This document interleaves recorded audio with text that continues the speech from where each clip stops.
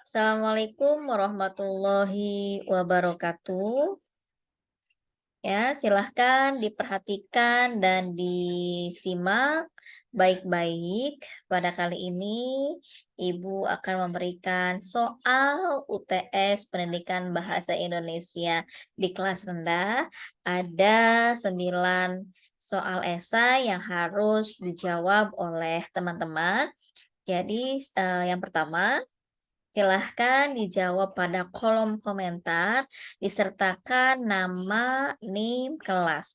Dari 9 soal, silahkan dipilih satu soal yang menurut teman-teman yang paling teman-teman kuasai jawabannya, dan jawaban tidak boleh sama dengan teman yang lain. Lalu yang kedua,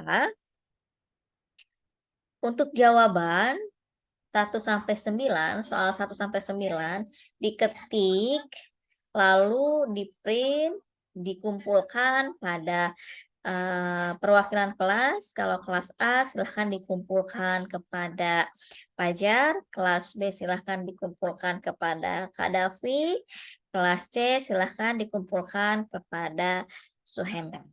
Baik, soal yang pertama.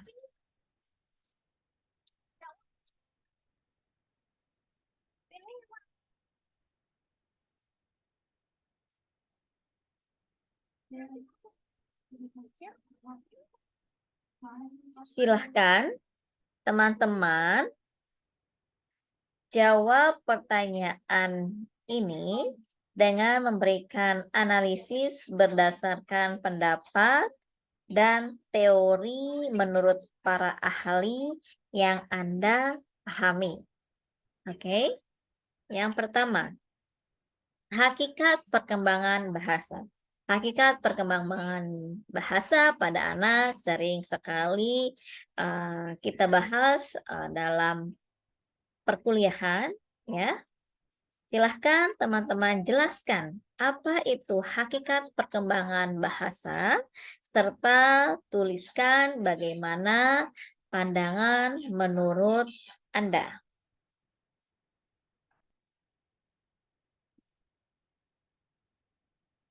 Soal nomor 2.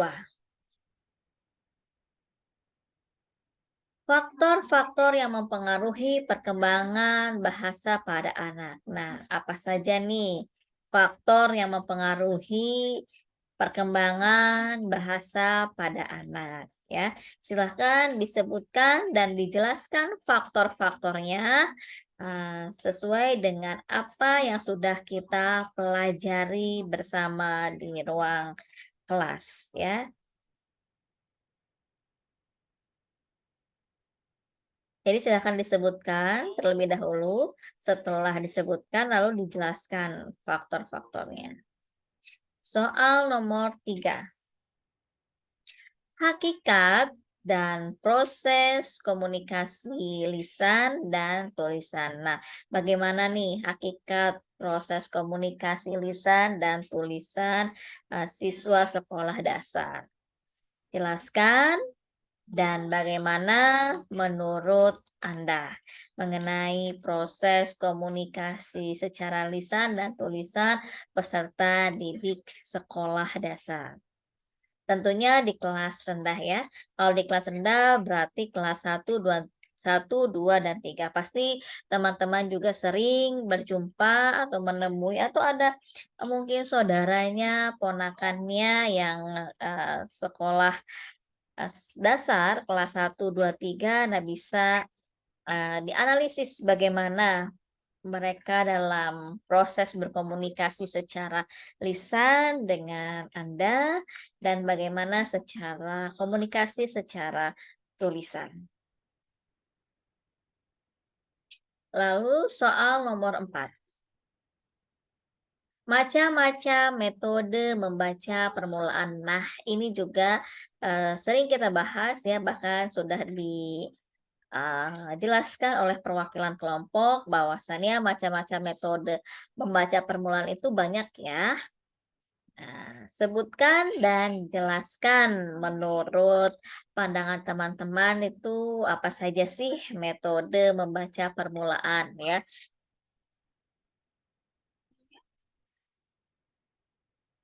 Soal nomor 5. Langkah-langkah membaca permulaan. Nah, langkah-langkah dalam membaca permulaan itu apa saja ya. Nah, setelah itu silahkan disebutkan dan dijelaskan. Soal nomor 6. Prinsip dan contoh kegiatan membaca. Prinsip dan contoh kegiatan membaca. Nah, silahkan teman-teman memberikan bagaimana prinsip peserta didik sekolah dasar dalam proses atau kegiatan membaca, serta diberikan contohnya seperti apa, ya. Soal nomor 7. Pentingnya mengajarkan anak untuk mengungkapkan gagasan dan pengalaman secara tertulis. Mengapa membaca itu perlu? Ya, silahkan dijawab berdasarkan kemampuan analisis dan teori menurut para ahli yang menjelaskan betapa pentingnya mengajarkan kepada anak sekolah dasar untuk dapat mengungkapkan gagasan dan pengalaman secara tertulis. Nah, mengapa membaca itu perlu? Soal nomor 8. Tes penyekoran untuk keterampilan menulis. Jadi, guru itu dituntut untuk memberikan penilaian kepada peserta didiknya, ya. Nah, bagaimana nih cara menentukan nilai untuk hasil menulis siswa? Ini juga sering Ibu jelaskan ya bahwasannya guru itu tidak hanya membuat rencana pembelajaran, media pembelajaran, menggunakan metode, tapi guru juga harus menyiapkan asesmen atau penilaian hasil menulis siswa. Tidak hanya hasil menulis siswa ya, misalnya hasil karya siswa, hasil ujian siswa, tapi di sini yang diminta hanya hasil menulis siswa. Penilaiannya itu seperti apa? Bagaimana cara Anda nih calon guru dalam menentukan nilai untuk hasil menulis siswa?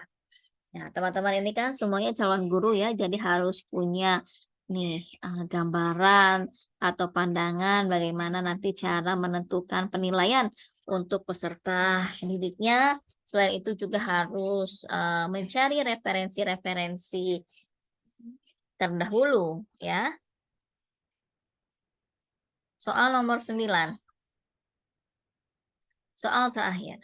RPP, rencana pembelajaran ya. Membaca permulaan di kelas awal sekolah dasar. Nah, silahkan teman-teman membuat RPP Bahasa Indonesia tentang membaca permulaan di kelas awal, ya. Disesuaikan dengan RPP Kurikulum Merdeka. Jadi, teman-teman harus sudah mulai belajar membuat RPP. RPP itu kan sering berganti-ganti ya, untuk menyempurnakan RPP. Jadi bukannya RPP sebelum itu tidak baik, tapi ya untuk menyempurnakan agar menjadi lebih baik. Jadi silahkan teman-teman membuat RPP terbaru yaitu RPP Kurikulum Merdeka mengenai membaca permulaan siswa sekolah dasar di kelas awal. Ya, silahkan dijawab ya. Jawabannya ada dua, yang satu itu diketik menggunakan Microsoft Word, lalu di-print serta diserahkan pada perwakilan kelas yang tadi Ibu sebutkan di awal.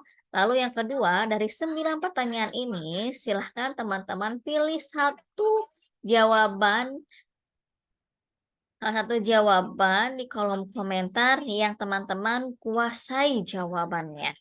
Ya, dan setiap mahasiswa tidak boleh jawabannya sama, harus berbeda. Sertakan NIM, nama kelas, serta jawabannya.